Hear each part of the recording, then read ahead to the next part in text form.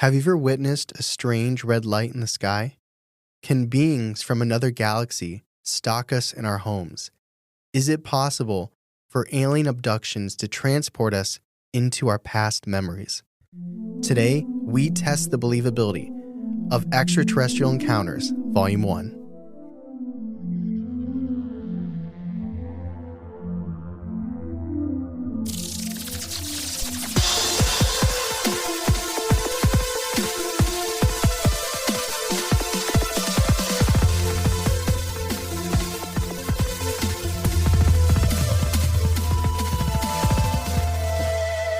Welcome to Believing the Bizarre, Where we dive into the unknown and the unusual. and tell you whether or not we find it believable. That is right. It's another Tuesday. We're back in the studio. Halloween is behind us. Gettysburg is back in Pennsylvania. It is. We're back in Ohio. Thank goodness. Thank you, everybody who tuned in to our live episode, and anybody who maybe listened to it on a podcast player later, or if you watched the replay on YouTube. Mm-hmm. I'll tell you what, on the way home, it was looking a lot like Silent Hill. Oh, yeah. When we were in the hills of Pennsylvania. It was foggy. I was expecting some nurse creature to come out of the fog and attack the car. Yeah. Also, I realized, I don't think I ever said this. We posted about it. But if you want to hear a little bit about my thoughts on horror movies, the horror movie genre, and games, go check out Terror Talks, which is part of 13 Degrees of Scream, Charlie's wife and our friend Alex's. Steph's my friend too, but she's your wife, so it's kind of like, gotcha. you know, A little higher in counters. Yeah. Yeah, go check that out if you'd like. I mean, it's a good podcast in general, but I was interviewed on it, and it was a good time. It was a good conversation. I listened to it. It's like 2 hours. It is 2 hours. So you can break it up if you want. So this is it. We kind of talked about it. We joked about it. We were like, what would we call a listener submission collection? And you guys came through. With just aliens. Yeah, I want to shout out. I'm just looking here. Some people had some ideas. Like Melissa, you said alien anecdotes. I liked that. That's a good one. But Anne, I'm sorry. Anne, you commented. It was very kind of you to comment. We got Taco Tuesday said extraterrestrial encounters. And there was another one. Oh, we had extraterrestrial tales from Joe. And R.T. Wiley said extraterrestrial encounters. It's stuck. I like it. We have 5 listener submissions sent to us. They're not big uns. They're not long stories, but they are awesome, and they're all focused on UFO alien encounters. Wow. I know you did some digging for those. Oh, yeah. I had to flip through many a folder on our Google Drive. But isn't that so hard? Because you don't want to read it all the way because you don't want to spoil it. You can get the feel of somebody's submission within the first paragraph. Yeah. And most of them, I would say 95% of them are hauntings. So if someone's like, I lived in this house for a long, I'm like, next. And nothing against that, because we love those. Though, yeah. But obviously, I don't think that, normally it's like you're out and about or something. If it says something about the sky, then you know. But I'm excited. I told Charlie, I told producer Ben, I'm very excited about this episode. I'm excited to get into it. So let's get into it. All right, so we got 5 stories. Ooh, boy. 5. Oh, yeah. I'm really excited about all this. All alien-based. Some of them... Like, I had a hunch when you said you were really excited. I had a hunch this might be it. It was also relevant to what we were talking about. It was. Listener submission collection was just, 3 episodes ago? It wasn't that long. It was. Not too long ago. I did it. And that was a good time. But we love we specifically you, love the... Themed encounters. Yeah, I feel like it makes a little bit more of a cohesive episode, but also it's just cool to like, you're comparing, not like, oh, this one's better, that one's better. We're listening to 5 different people who listen to the podcast stories involving aliens. Yeah. And that's just insane. And I love it. And some of them are really crazy. I don't want to say like 1 is the least good, 5 is the banger. That's not how I did it. But 5 is a banger. Okay. We end this episode with one that is just like, what is happening? You got to end on your headliner, you know? Yeah. There's one of these stories when we get to it. I really want to get your opinion. I almost didn't include it. Okay. Because it doesn't outrightly say it's this. It doesn't? But I'm curious to know what else you... So maybe it doesn't fit, but I want... Specifically you, Charlie. I want to know your opinion on it. Is it like in The Walking Dead where they don't ever say zombie, but it's clearly a zombie? A walker? Yeah. A biter? The undead? Like it was a gray man, not an alien though. There's one of them non-George Is Romero's. it like that, or is it like No, okay? it's an experience that We'll see. yeah, you will see. It's not the first one, but when we get there, I'll let you know. So our first story comes to us from Jackson, and it takes place in Logan, Utah, Oh, in 2021. big sky country. Quote, the day started out with my dad and I going hunting out at Cutler Reservoir in Logan, Utah. We left around 5 to 5:30 in the morning, left our truck, got some breakfast at Maverick, and headed out. My dad and I had been out there a few times before and had never seen anything, so naturally, we weren't expecting anything unusual. We set up and waited for sunrise. We waited for about 30 or 40 minutes or so, and when the sun rose, we started hunting. About an hour later, I turned around, and then I saw it. This strange red dot. I don't know what it was, but it gave me this overwhelming sense of fear and dread. This terrible thought entered my head like, the world is going to end. Slowly, I broke my gaze away from this red dot, and I turned around and looked at my dad.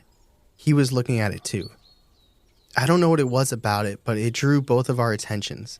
We both felt like it was watching us. It was right above the mountains, probably maybe a few hundred feet in the air. It wasn't holding still, it was almost swaying. We probably watched it for a good 10 minutes, wondering what it was. But then my dad went on hunting like normal, but not me. I was baffled at what this strange dot was. The first thought that came to my mind was a weather balloon. I would soon find out that it couldn't have been for two reasons. First of all, the spot that it was flying over was an old abandoned railway station. And second, it didn't just stay in place up in the sky. It was going up and down way too low to be a weather balloon. It would go not even 50 feet from the ground. Then it would go quickly back up to the place we saw it the first time. I kept on watching it as we hunted. After a few hours, it was time to go. On the way out of the reservoir, we asked my aunt, who lived only about 15 minutes away, if anyone nearby had ever seen anything like it before, or if there was something that it could be, like a balloon or just something. She told us that she had no idea what it could be, and that she never heard of anything like it. My dad and I both think it was aliens or something like that. All I know is that not a day goes by that I don't think about this red dot and the fear that I felt when I saw it. It was nothing like I'd ever felt before. Unquote. The fear and the thoughts made me think of specifically Close Encounters of the Fifth Kind, where they send But explain thoughts. the encounters. I know we've done it before, but there's always new listeners. So Encounters of the First Kind is it's an entity observed only inside a UFO. Is it even an entity or is it just seeing a UFO? No, well, I feel like it's just seeing a ship is first kind too, I think, right? Yeah, I think that also can be that as well. A Close Encounter of the Second Kind is an entity observed inside and outside of the UFO. I'm not just looking at you, I'm observing you. Third kind is an entity observed near a UFO, but not going in or out of it. Stopping to take a leak. I just had to go pee. I couldn't make it to Jupiter. And A Close Encounter of the Fourth Kind, like the movie, is an entity observed not near a UFO, just observed in the world. In Alaska. Yes, in Alaska. And Close Encounter of the Fifth Kind is not seeing an entity, but having some kind of psychical connection to it. So like Hillary Porter, or when we were talking about Indrid Cold. Yep, exactly. Well, yes, exactly. So they weren't just witnessing it. So you're saying this wasn't just their bodily reaction to seeing something unusual. You think there was a connection drawn to them. That makes sense to me. Well, the specific thought of the world's going to end. Yeah, that's very unusual. Like, I think it's fair for someone to see something they don't understand what it is, and you know, people fear the unknown. Yeah. So I could see that. But also, like, if you're second guessing that maybe it's a weather balloon, thinking the world's going to end is a little extreme. But also there's the idea that aliens have communicated with mankind before and have told mankind that because of their actions, the world is in danger. That is a common thread. This could be linked to that thread. Now, I don't know if the author intended to leave those breadcrumbs out, but I wonder if this was more than just a Close Encounter of the First Kind. It very well could be. I don't know. I need to learn what a weather balloon looks like. I know what it looks like. It's a big old balloon. Like a hot air balloon? Kind of, yeah. It looks kind of like, Really big toward the top and kind of slaggy on the bottom. Yeah. It's like a mini hot air balloon. Doesn't sound like this red dot is a weather It doesn't balloon. sound like you're bouncing like it, no. They are white, though. They do reflect light. And if the sun's coming up, it could be a reflection of the sunlight, but that also could be true for a metal ship. I'm surprised weather balloons. I mean, we got the Weather Channel on my phone. I don't need these balloons. I imagine it's just like an ESPN reporter in the weather balloon reporting, like, it is definitely cold up here. It is snowing. It measures stuff. Chuck, is it snowing down there? Yes. Yeah, it is. Oh, I realized I said Chuck like you. Oh, yeah. I didn't mean that, but you can own okay. it. So let's move on to our second story, and this comes to us from Ryan. It takes place in 2 locations, Bryce Canyon, Utah, which I really want to go to, and Flagstaff, Arizona, where I'd already been. I get passionate about aliens. Forgive me. No, that's a part of the reason why I'm so excited to present this to you. I need you to put your thinking cap on. Okay. I need you to put 2 monocles in. Oh. I need you to sit up straight. It's just glasses. Okay. This is the one I really want your opinion on. Oh, okay. This one, Gotcha. I've included in this episode. Yes, it's called Extraterrestrial Encounters. I've included in here. I think there's probably a very compelling case this is not alien activity, but it doesn't. I have a hard time. I don't want. You know what? I don't want to influence you. Okay. All right. I do not want to influence you. There's a thought I have about. I'll just tell you at the end. Okay. All right. Are you ready? Yeah. Quote, I'm a photographer, videographer based out of Washington State and was going through the Southwest for star photography in a short film about tackling stars. On my trip, I made a stop at Bryce Canyon around 10 p.m. and the national park was empty. I was the only person there at the lookout point. But honestly, I didn't think much of it. I'm an avid hiker and mountain climber, and I've gone on plenty of hikes by myself at night. I proceeded to grab my camera and my tripod and star tracker equipment and head down into the canyon. It was very dark in the canyon, but the sky was lit with 1,000 stars, and around me were pillars of rock stretching up to about 150 feet above me. I set up my equipment, and after being there for about 45 minutes, something really strange happened to me. Let me preface this by saying that I'm not a person to believe in the paranormal, although I do find it fun to talk about or to listen to. That night, while shooting the stars, I felt something go through me. That is the best way I can describe it. I know it wasn't wind. I felt no breeze. My clothes didn't ruffle. I felt nothing like that. I felt something press into me, go inside. It's hard to explain, but I could feel it in my chest and in my heart. I stumbled just a bit, and then it came out the front of my body. Then my camera, which was about a foot in front of me, started to turn off and on as if something was touching it or trying to use it. My camera has a feature. When you put your face up to the viewfinder, the screen will automatically turn off. After it went through me, the screen turned off and on multiple times, and I could see the viewfinder light, which makes me think something was standing near the sensor. Then, nothing else. I stood frozen for about 10 seconds, trying to figure out what just happened to me. I was scared for just a moment, but then I was able to calm down. I tried to come up with a rational explanation for what I just felt in my body, but I couldn't. But I did determine that whatever it was wasn't trying to harm me, that maybe it was just wondering what I was doing. Still, I didn't leave after that. I continued to take photos, but I did start speaking out loud about what I was doing with the camera. After I was done, I went to my car, packed my things, and then went to sleep. Nothing ended up happening the rest of that night, and I thought it was over. The next day, I made my way down to Flagstaff, Arizona. I'd been driving nonstop from Utah, so I had to stop on the side of the road for a couple hours to try and take a nap before continuing to New Mexico. I parked off to the side of the road and turned off my car. I reclined my seat to lay down, and right before I was able to get comfortable, I heard a noise behind me in my car. Initially, I thought something fell inside my car, so I went to turn around to see what it was, and while I was turning around, my entire body was paralyzed. I've had chronic sleep paralysis in my life, and I've grown to being used to being paralyzed, so this wasn't new to me, but this was different. Usually, I would have sleep paralysis when waking up in the middle of the night, and I've developed techniques to help me get out of the sleep paralysis, but nothing I tried worked this time. I couldn't make words, but I just started moaning desperately, trying to form words, but I couldn't. All I could muster was a desperate and frightened moan. I really wasn't scared, though. I've served in the military, I'm a mountain climber, I've been in many dangerous situations, and I've learned that 99% of the time, being calm is the best way to go in order to get yourself out of a sticky situation. Anyway, I moved my head around to try to see what was around me, and I moved my eyes and my head, but I started hearing this loud static noise, and it just got louder and louder, and this pressure on my body got stronger. After a couple of seconds of that fight, I realized the only way out was just by going through it. So I gave in to whatever was happening, and I didn't move my body or fight against it. In about 5 seconds of doing that, the feeling was gone, and I was able to move around again.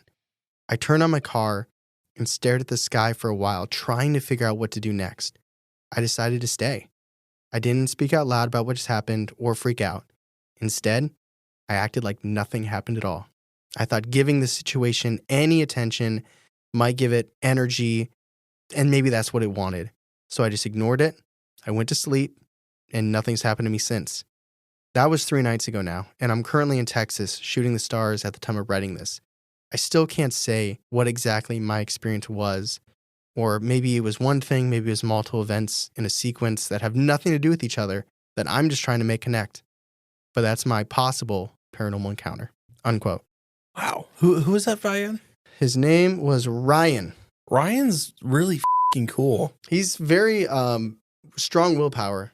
You could feel the military experience. And also just like the stuff he's done, what he's doing right now, that's so cool. I'm so jealous of looking at the sky. That's amazing. That's what I tried to do, and I was wearing 5 coats, sitting outside with the wind blasting me in the face, looking at a half a night, or a half a sky of stars. Let's talk about what happened to him. So what are your thoughts? I don't know. I don't know. I don't necessarily think it was alien, unfortunately.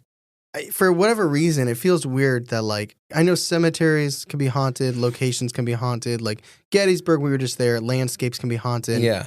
People die in parks, Bryce Canyon, but I don't know. It's just I feel like because he kept talking about the sky and he's looking at the stars, he's looking up, and it's like after he had that situation, he was looking at the sky, and it's just with the camera part wasn't it was the way he made it seem was like something was observing him.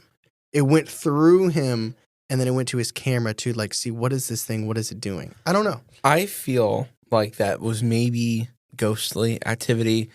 I think that because of Native Americans and their connection to nature, and he's kind of, I don't want to say invading, but he's new in this environment that not many people go to at night, and he's observing, and maybe there's a confusion there by the spirit. If it's a spirit, I don't want to go through him. That's very strange. That's a strange description, to go through him, and he felt it. Do you think they were the same thing? I don't know. I don't. If it's a spirit outside, the fact that it became an attachment that he took to Arizona doesn't seem likely to me. But that's another through him, though. That's another reason I was thinking aliens, is because aliens, I feel tend to follow people, track people.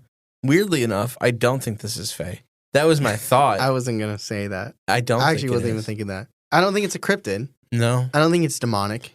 No, I don't think it's demonic either. I do think it might be Native American spirit.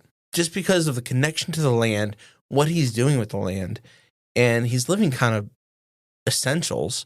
Not that it has anything to do with it, but it's in this place where I feel like there's a spirituality beyond beyond Christian values. There's a spirituality there that's more kind of American in nature. Native American. Well, I mean American, like an old kind of school, like this is the Native Americans' land. Mm-hmm. That's what I mean by that. For me, and I could be very wrong, for me to believe that this is a spirit or a ghost, they have to be different things. I agree with that. I think the first thing is not necessarily connected to the second thing. Maybe it's possible that the first thing was a spirit, which then triggered sleep paralysis, the scientific sleep paralysis in him. I mean, trauma. Mm-hmm. I'm not saying every person who has sleep paralysis is, because the whole witch, the hag, we did it. We've talked about that. But maybe since he said he's dealt with it before and he didn't treat that like as paranormal, like he has techniques. Right. But how often is he doing that outside of his bed, you know? So maybe he had a paranormal encounter in the first instance and the second instance was just him with a really bad bout of sleep paralysis. It could be. It really could be. If they're connected, I think somehow there's an alien through line there. If they're not connected, I can roll with ghosts in the first case. It's just, unfortunately, I don't necessarily think it's alien. Because there's nothing indicated in the sky, was there? Not that he said, but it also, like, I don't know if it was a subconscious thing, but it's also part of what he's doing. Yeah. But he seems like so focused on it, but it's like it's an invisible presence. Mm. You know what I mean? Mm-hmm. And he, like, it didn't seem like that's the thing is like, and I kind of like this, it's ambiguous. He didn't say he thought it was a ghost. He didn't say he thought it was aliens. No. He has no idea what it is. It very well could be a ghost. That's what I think. I do think that. I don't know. I let us know when we post about this episode your thoughts, because I think there's multiple ways you can take it. There might be something we're not even thinking about. I'm sure that's the case. Yeah, but either way, very creepy.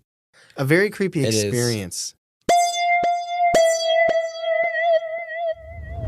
Hey, Bizarros. November is here, and you know what that means. My birthday. No. Well, yeah. I mean, yeah, but Thanksgiving. Oh, yeah. It's one of my favorite meals. Same. But it can be super stressful when it comes to cooking and preparing all those dishes. Exactly. So if you're someone that doesn't love cooking or have time to cook, but still enjoys delicious, well-prepared meals, we have the ultimate solution for you. America's best ready-to-eat meal kit, Factor Meals. They offer chef-prepared, dietitian-approved, ready-to-eat meals delivered straight to your door. From carb and calorie-conscious to vegan and high-protein options, they have you covered no matter what your dietary preferences are. They do be having options. And with Factor, you're not just choosing convenience, you're also choosing sustainability. That's true. Factor offsets 100% of their delivery emissions and sources 100% of their renewable electricity for their production sites and offices. So head to factormeals.com/bizarre50 and use promo code bizarre50 to get what? 50% off. That's code bizarre50 at factormeals.com/bizarre50 to get 50% off.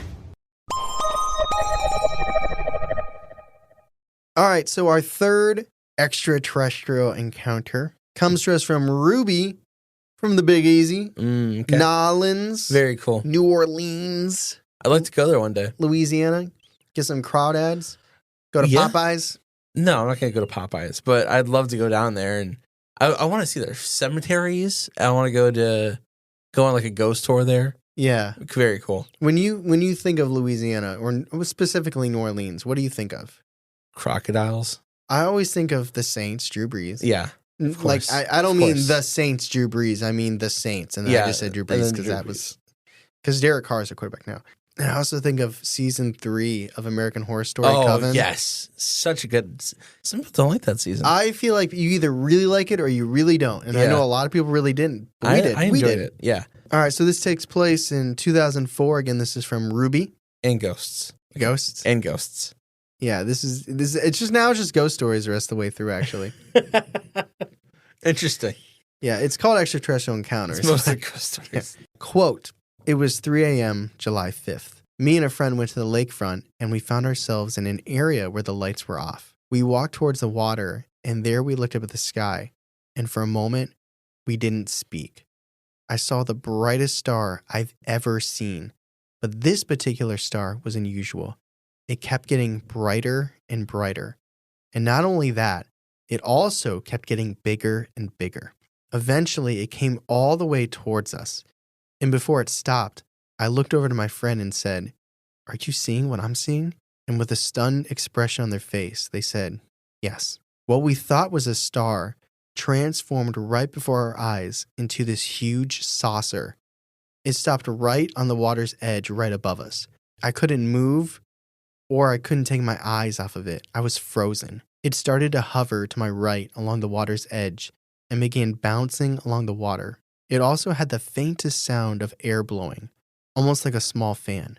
My friend followed it along the water's edge, but I didn't want to move. I can't tell you how much time passed. Suddenly, it started to move really fast in zigzags in one spot. It was almost like a crazy light show. Then it sort of broke apart into two particles, but it also could have just looked that way because it was moving so fast. It took off the same way it came in, like a bright star, fading until we couldn't see it at all. What's really interesting, though, which I've never heard about in any other sighting, is where it performed this, quote, light show. The clouds, which to us looked like clouds, it spelled SOS. Shortly after that, the sun came up and we left, absolutely filled with adrenaline and then paranoia. We almost couldn't believe what we just witnessed. From then on, I catch myself looking up into the sky, just in case I might see it again. I want to know if anyone else has ever seen anything like this before, because I've not read of what I'd seen in other experiences. Unquote. What would you feel after that? That's probably a ghost, right? It's a ghost that hijacked a spaceship. What would you feel after that? You feel, I don't know, special? I you don't feel special? You know, because it didn't feel threatening. It felt like it performed. Yeah. It's weird. It's really weird. You're doing dances, light shows, water. What do you think it's just messing with them? I wonder Like, if what's the point of that? I wonder if it knew they were there.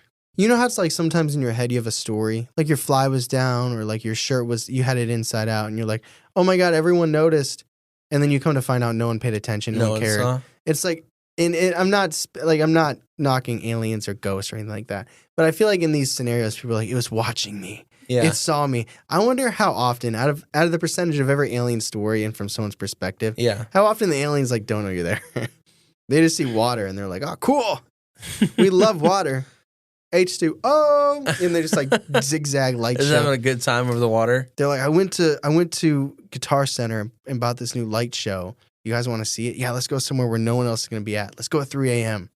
Why would they be out here at 3 a.m.? Mm-hmm. It's interesting. Did she lose time? She didn't know. She didn't know how long much. She doesn't know how long.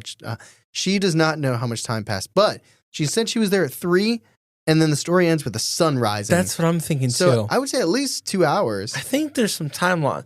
She didn't say it out loud, but I think there's some time loss there. But she brought it into question though. Yeah. Like she said, I don't know how much time passed. Yeah. And they separated because the person went running after. So maybe the Okay. aliens probably saw it then. They were probably having a disco party like SpongeBob with the jellyfish.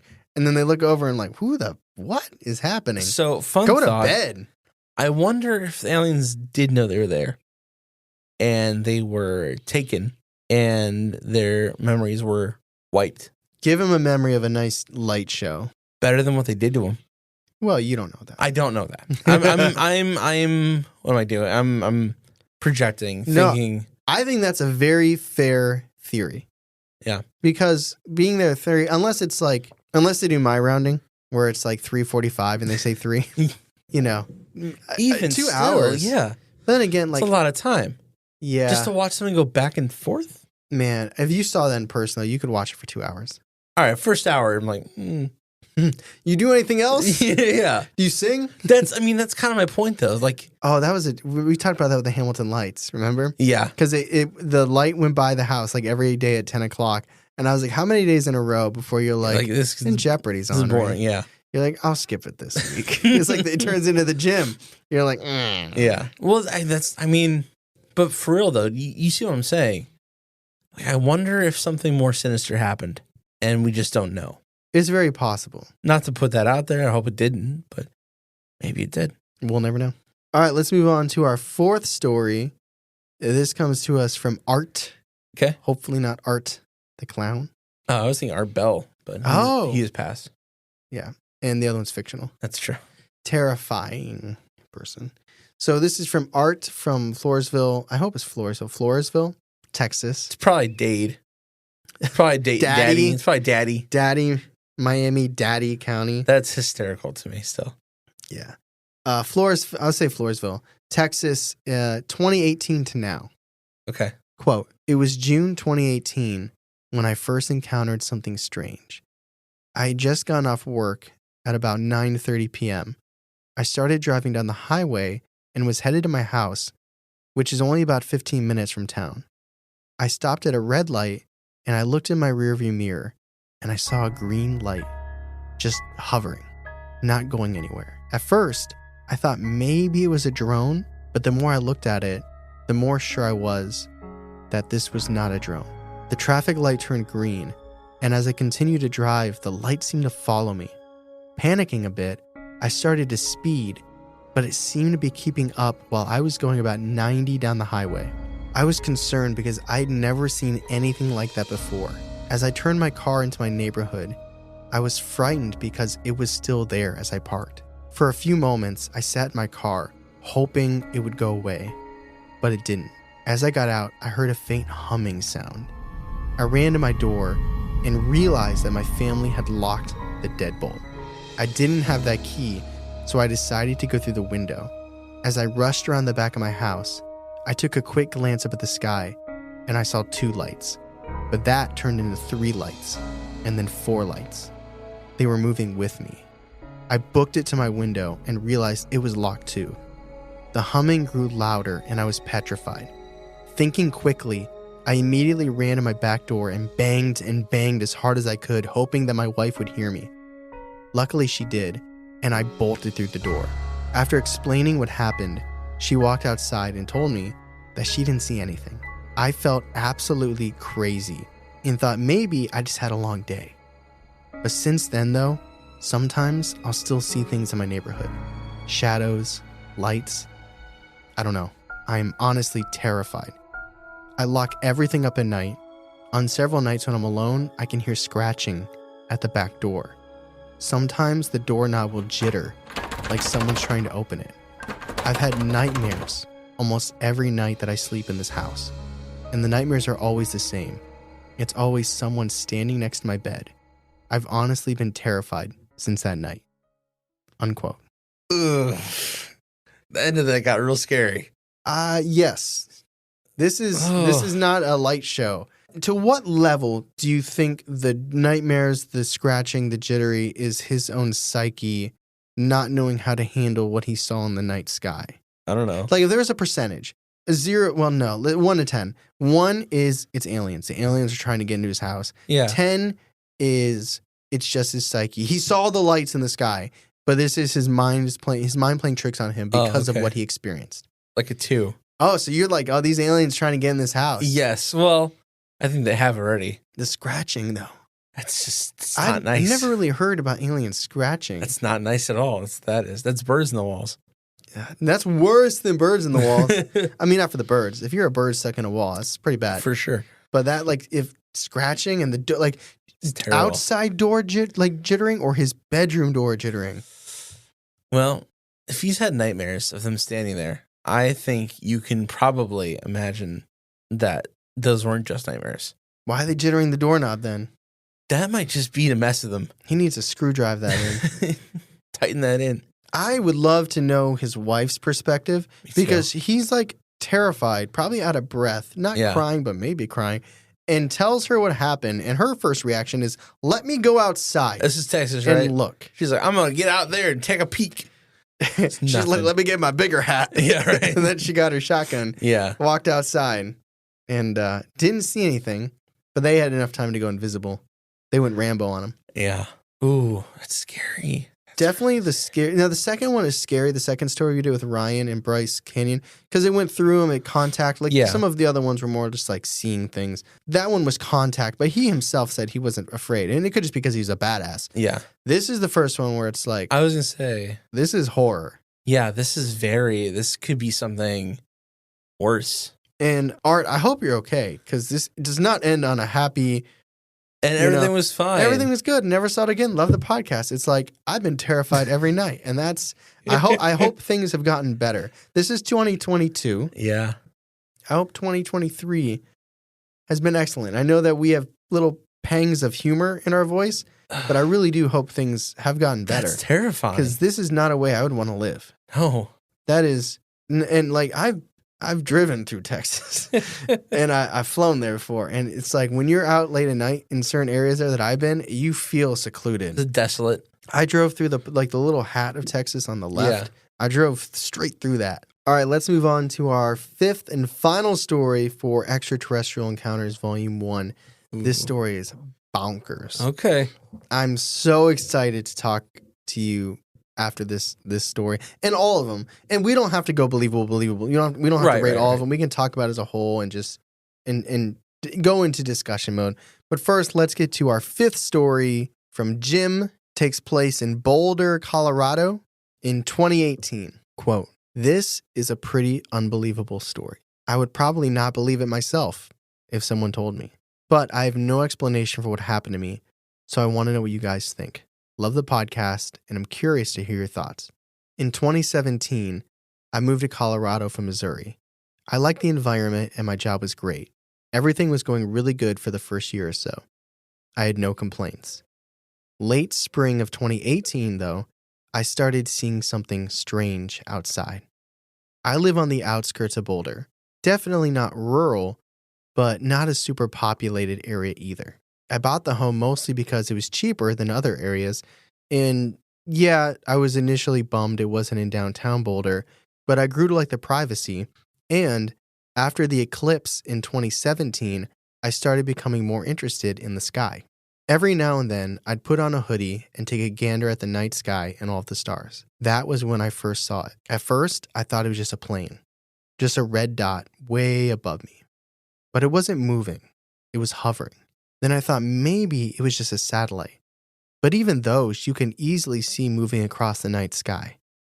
I can still feel the chill that ran down my spine, being unsure of what it was.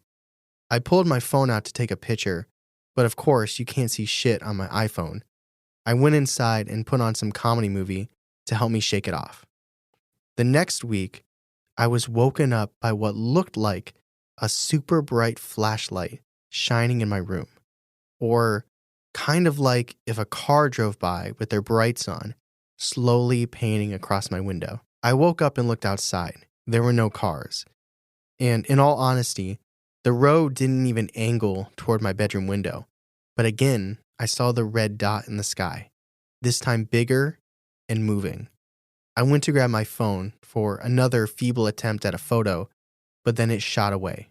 I must have just stared at that spot in the sky for half an hour, frozen, not sure if it was going to come back, just pure fear. I wanted to talk to somebody about it, but I don't surround myself with people that would entertain these type of experiences, so I just kept it to myself. This all led up to the craziest experience of my life.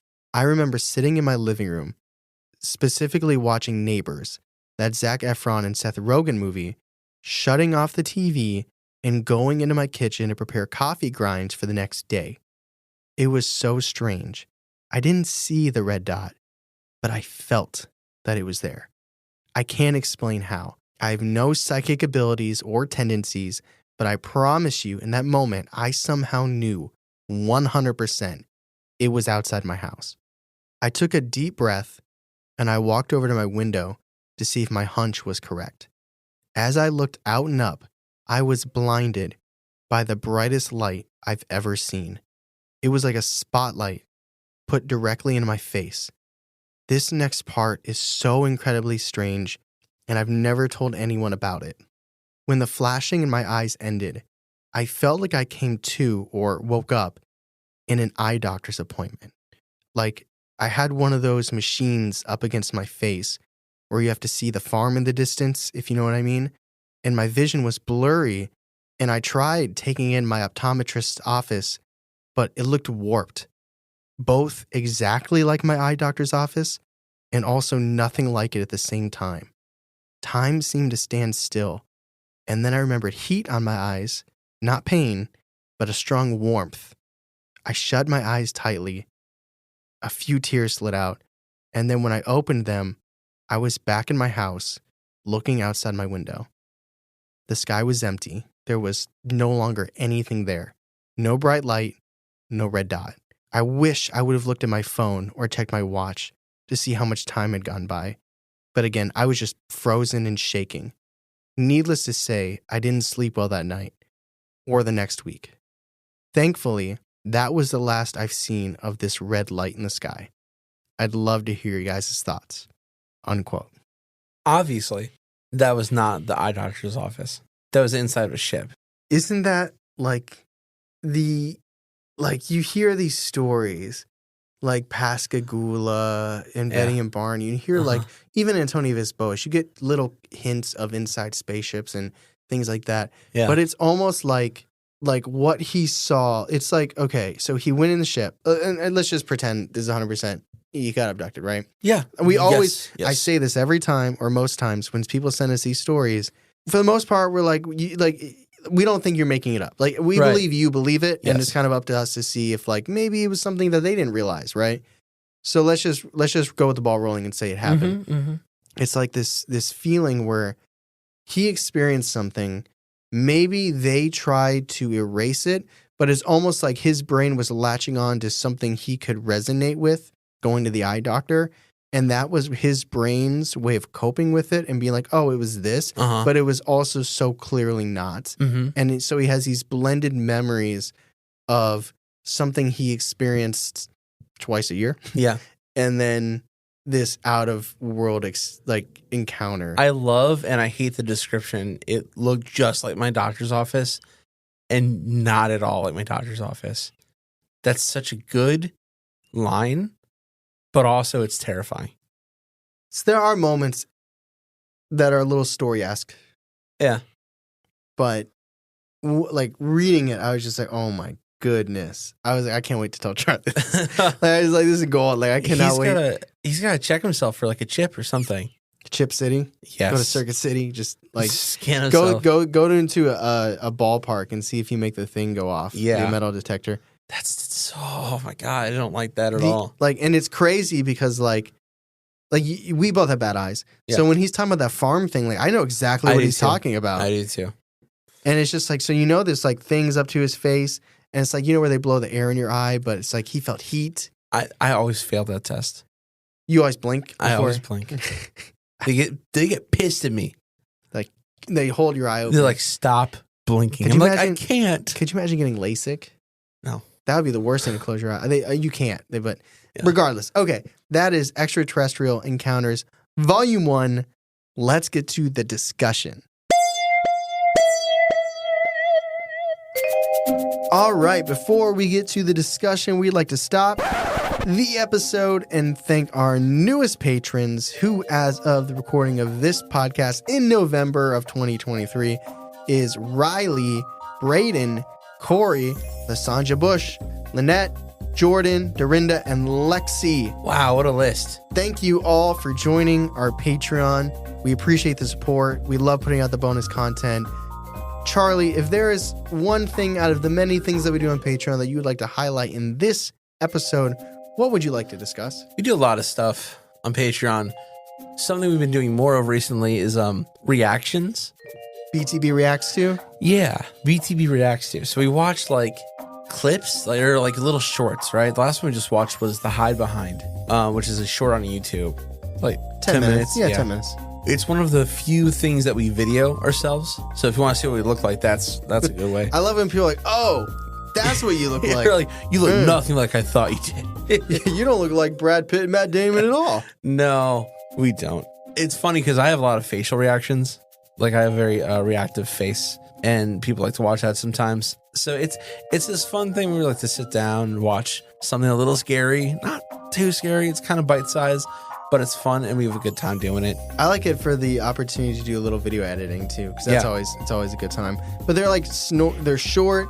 Like it's not, you can't, like horror is build up and suspense, and normally like long periods of the beginning, it's the slow burns typically. When you do an 8-minute show, 8-minute movie, you can't do that. You got to jump right in. That's true. So they're fun to watch. So that's definitely a good segment.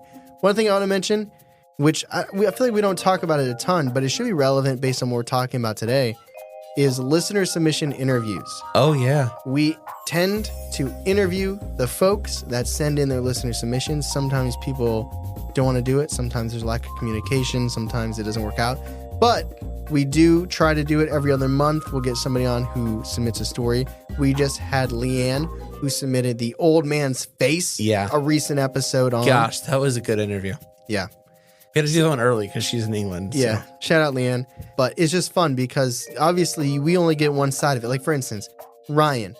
Was it a ghost? Do you think it was an alien? What do you think it was a cryptid? You know, like these interviews are our opportunity to go beyond what we read and to really get into the mind of the person that sent it. And maybe there's details they forgot to add. Maybe we messed up something like interpretation, or maybe we suggested something that they never thought about. Yeah. And also like we get to hear their personal thoughts. Like all we can do is put our thoughts on what they told us.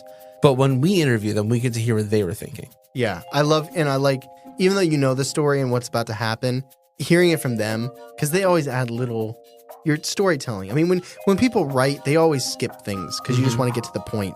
But when people tell you a story, I feel like they add in the atmosphere, and it's always better. And I love it. And I think we've had really positive reactions to it on Patreon. But there's a ton more. We'll talk about it a little bit later. But let's get to the discussion. So I did a lot of talking. Yeah, you did. We had 5 stories. We don't have to go one by one by one by one by one. I think that was 5. And we don't have to rate them all. What did we do during your listener submission collection? How did we rate it?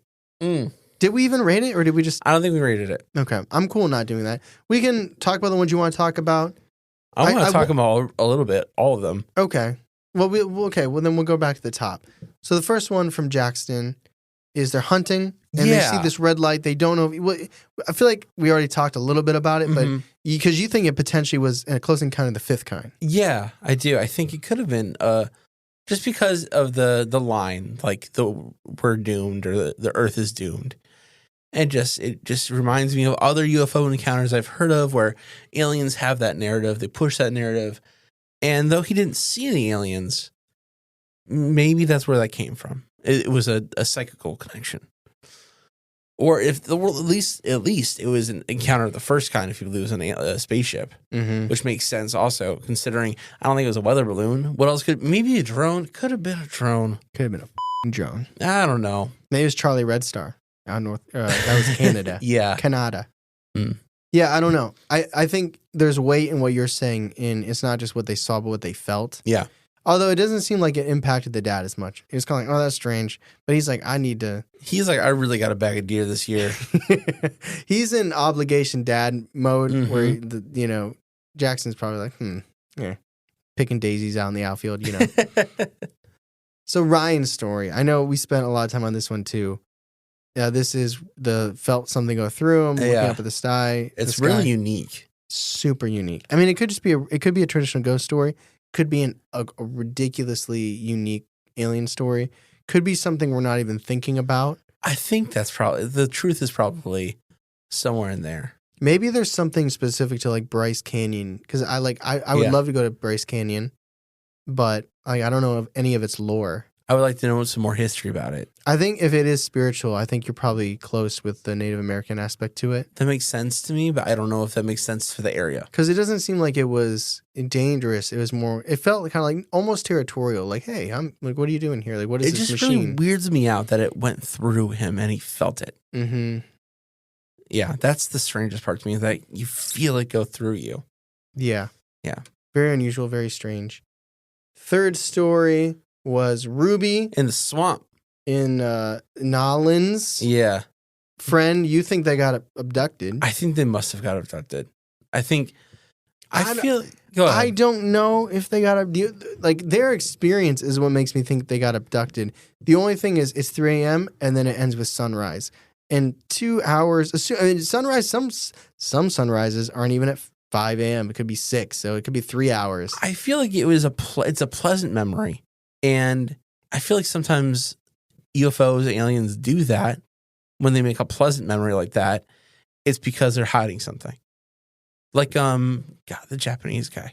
Yoshihiro? Yeah, who made best friends with the starfish. And they went, I don't think he made best friends with the starfish. Saturday, well, I like to be a little glass full. Okay. I think he's got an alien homie. All right. So then our fourth story is Art. I don't like from this story. Texas. This one is even though the last story, obviously we have assuming it is what it is, we know what went down. Yeah. But this one has just like so much underlying terror to it. Yeah. And it's crazy because until the end, it's just lights. And I don't mean that like, why are you so freaked out? I'm just saying it's just like lights are following him, and he has just this natural instinct of like, I need to run in my house. It's locked. Yeah. I need to go through the window. It's locked. I'm banging on the door.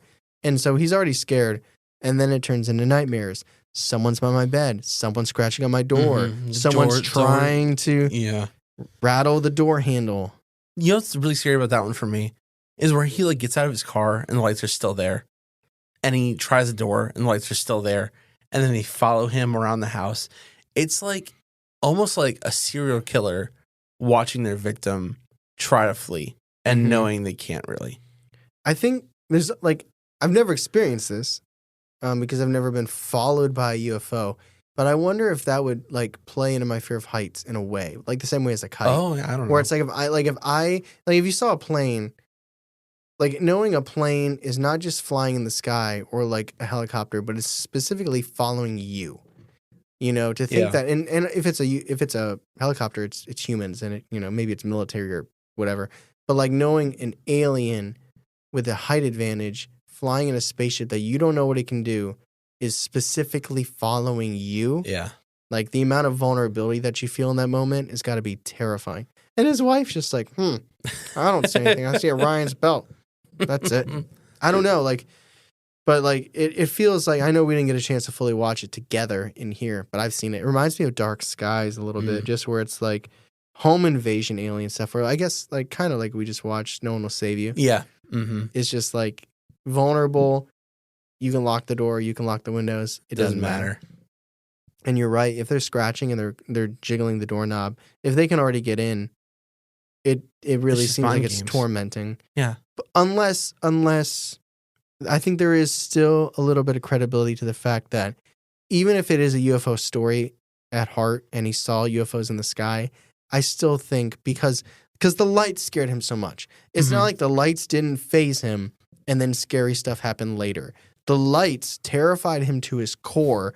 So I think it is a natural traumatic response to have night terrors later. I think it's possible, and I hope this is the case because it's so much less dangerous. I hope that he just happened to see UFOs or lights in the sky, and it's his body and his mind that's playing tricks on him, and that's causing these nightmares and envisioning these things happening in his house. Yeah, I agree with you. It doesn't mean it's the case. I hope so. All right, so our final story, Jim, Boulder, Colorado, originally from Missouri. God dang. I don't know. Like it's so That's hard. Scary. It's so hard to spin it anything other than what it seems like it is. Yeah. Face At least value. he didn't see like weird hands or whatever. Right? Like The alien's like 1 or 2, 2 or 3. He's like, this is hell. I don't know. Like, he's like, I came back. He came like Spider-Man. He's like, I don't need glasses He's got anymore. better eyes, yeah. His wife looks. He's got like the eyes that blink sideways, that reptilian. Like, He's like, what? look good. That's not funny. We're laughing because it's scary as shit. Yeah, that's how we cope. Yeah. It's just, you're right. It's hard to spin it anything other than what it seems like it is. Dude got abducted, and that is for sure. And there's really like I guess not funny, but it's like It's not funny. Like I love the podcast, and I'm curious to hear your thoughts. Here's our thoughts. You've been abducted. You saw an alien. Like, there's nothing. What else can we say? It's either you made this story up, or you got abducted. Like, it's even the blinding light in his face. There's so many. It stalked him too. That's the thing. Mm. It stalked him. Also, okay, so you were talking about in Close Encounters of the Fifth Kind earlier. He felt that it was out there before he saw it. Like he was making his coffee. It's a Close Encounter of the Fifth Kind as well. He's got his Maxwell out. And a fourth kind because he was in the ship. They hit all the bases. They did. They're playing baseball up there. All right, so those are our stories. This is our very first Extraterrestrial Encounters, Volume 1.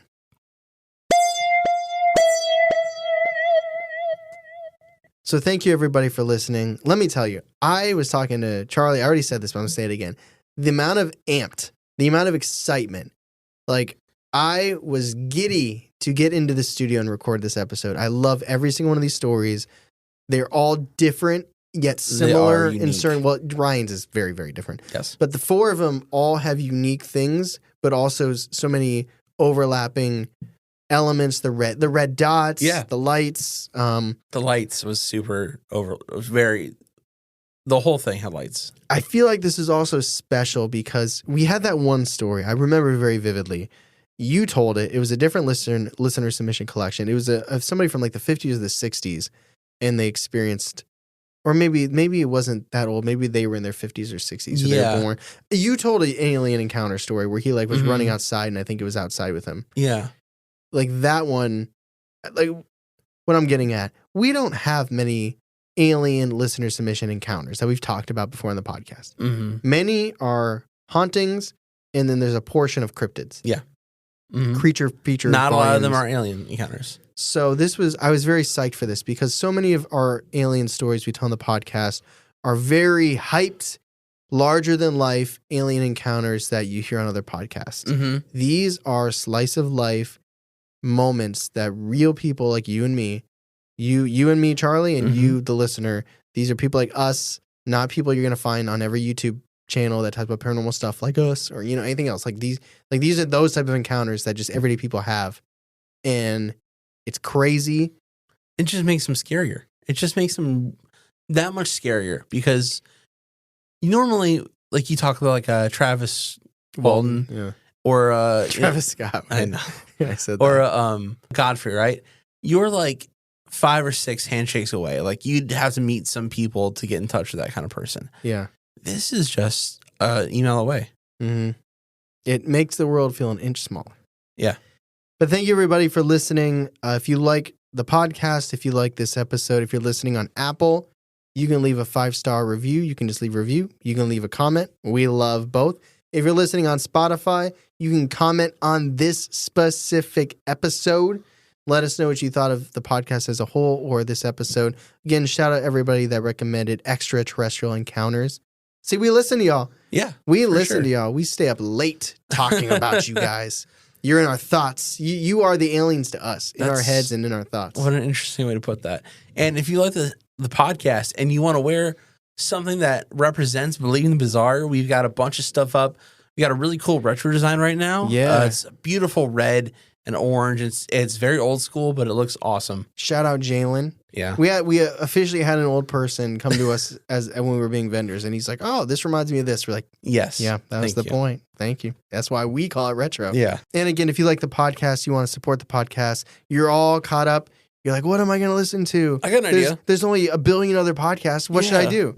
I like you guys. What do I do, Charlie? You should probably just go on Patreon and listen to our back catalog because, oh my gosh. Quizzes. We quiz each stuff. other. Producer Ben quizzes us on our own episodes, director cuts. We watch movies together. You can get an enamel pin, a hoodie, a shirt. We watch movies, like Charlie said. You can get to know us better on the Googles. Google Hangouts, Google Meets. We do it every Monday. We put out a question on social media. We respond to them. We respond to your responses. So much stuff over on Patreon. But thank you, everybody, so much for listening. I hope you enjoyed the very first Extraterrestrial Encounters Volume 1. As always, I'm Tyler. And I'm Charlie. And catch us next week on Believing the Bizarre. A podcast as bizarre as you are.